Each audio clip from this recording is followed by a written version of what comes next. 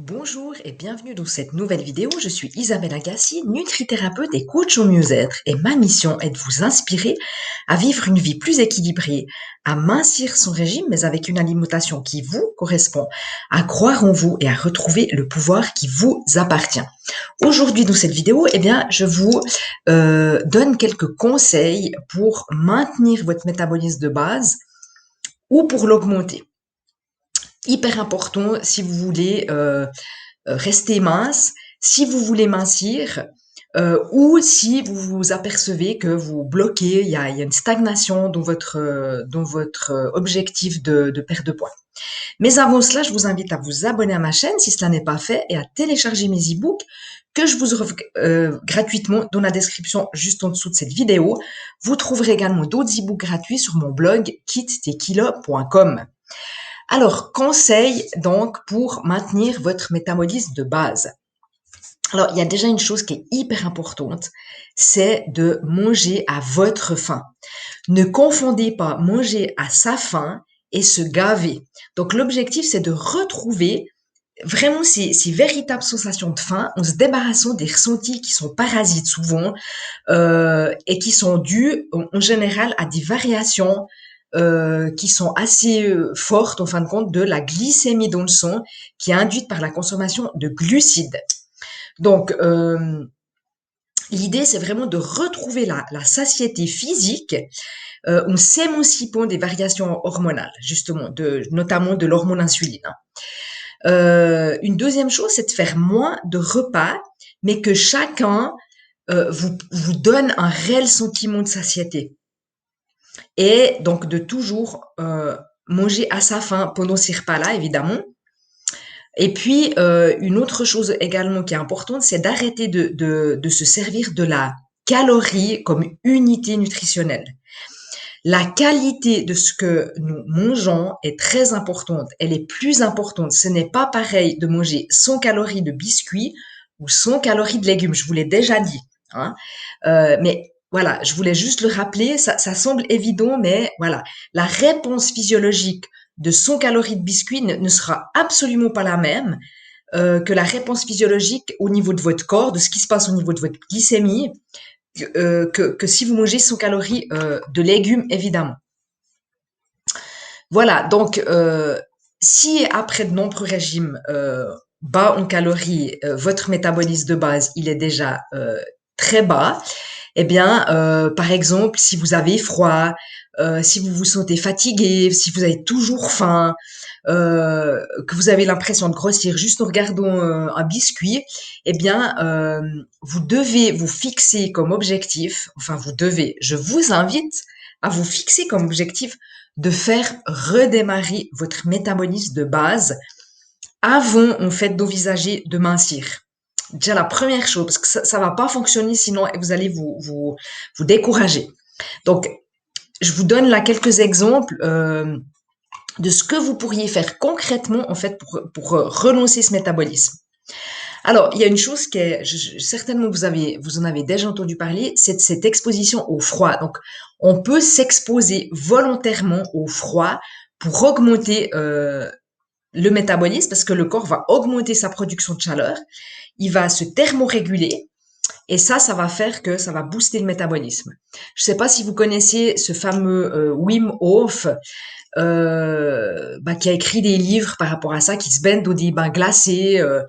Il va en Alaska, enfin dans des endroits hyper froids où il a une résistance incroyable. Et il explique que simplement par une douche froide quotidienne de quelques minutes, ou simplement aussi de baisser de quelques degrés la température de votre chambre la nuit, ça va vraiment aider ça à faire repartir votre métabolisme. Et puis, si vous êtes vraiment enthousiasmé, essayez déjà de prendre des douches froides chaque matin. En tout cas, maintenant, c'est vrai que c'est quand même plus facile. Il fait très, très chaud en ce moment. Et puis, si vous adorez ça, si c'est enthousiasmant, essayez les bains de glace. Vous vous mettez vraiment dans des bains glacés. Vous savez, c'est ce qu'on fait quand on va faire un hammam ou un sauna dans un spa. Vous avez après ces grosses bassines avec de l'eau glacée où on se refroidit dans ces bassines, ben, en fait, c'est de faire ça à la maison, en fin de compte, ou d'aller dans le lac ou dans une rivière. Peut-être le lac actuellement, il est un peu chaud, mais dans une rivière, si vous avez une rivière près de chez vous, ben, profitez d'aller essayer de vous baigner dans une rivière. Et vous verrez que l'efficacité, elle est garantie. Vous pouvez également vous initier à la pratique d'une activité physique qui est brève et très intense. On appelle ça le HIIT.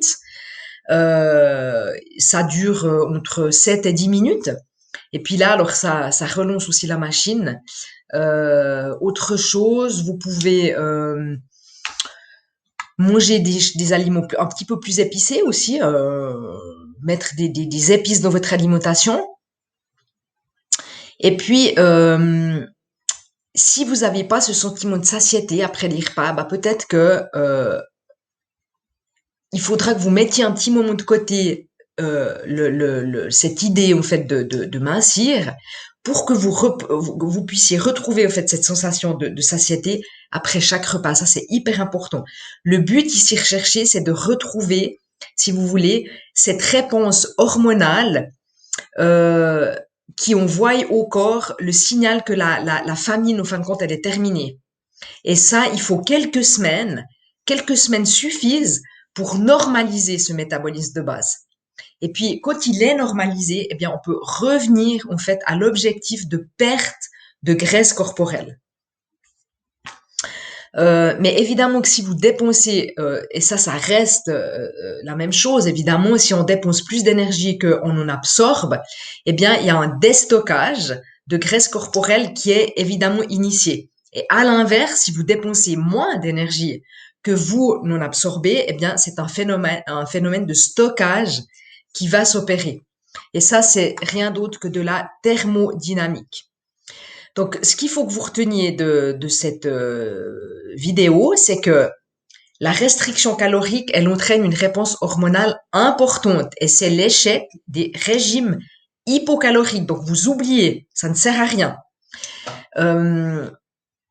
Manger à sa faim, c'est important, mais ni trop peu, ni trop. Hein. Vraiment, vous essayez de manger en sortant de table en étant satisfait. Envoyez au corps un message fort et clair, il n'est pas face à une situation de famine. C'est hyper important que votre corps ait confiance en vous. Sinon, s'il a peur, s'il n'a pas confiance, il va stocker, comme toujours. Il va faire des réserves, il va mettre en stockage, hein, au cas où vous répétiez l'opération de ne pas lui donner suffisamment à manger. Et puis, vous pouvez également faire du jeûne intermittent. Ça peut être intéressant. Évidemment, en y associant une alimentation optimale, une alimentation équilibrée. Le jeûne intermittent, ça peut être une solution pour entretenir, si vous voulez, un déficit énergétique sur la journée, puisqu'il y a un repas de moins, sans avoir faim. L'idée, c'est de ne pas avoir faim. Hein. Vous mangez ce que vous avez besoin sur les autres repas. Et puis, évidemment, pour conclure, de conserver un métabolisme de base qui est élevé pour que votre corps il soit une machine à brûler. C'est très important que votre métabolisme reste vraiment élevé. Donc ça, il faut que vous soyez attentif à ça. Si vous êtes dans si vous avez envie ou si vous êtes dans un objectif de minceur. Voilà, j'espère que ces informations vous ont été utiles. Cette vidéo est terminée en espérant qu'elle vous ait inspiré et qu'elle vous rapproche vers plus de vitalité et plus de santé. À bientôt!